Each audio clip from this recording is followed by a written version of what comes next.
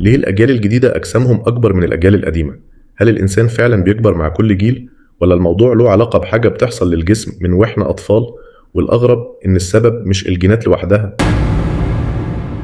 في دول كتير متوسط طول وحجم الجسم زاد مقارنة بأجيال أقدم، وده حصل بشكل واضح مع تحسن التغذية، الرعاية الصحية، وتقليل أمراض الطفولة اللي كانت بتعطل النمو. طيب لو الأب أقصر من ابنه، هل ده معناه إن الابن ورث جينات جديدة خلت جسمه أكبر؟ ولو الجينات ما اتغيرتش بسرعة، إزاي جسم جيل كامل يتغير؟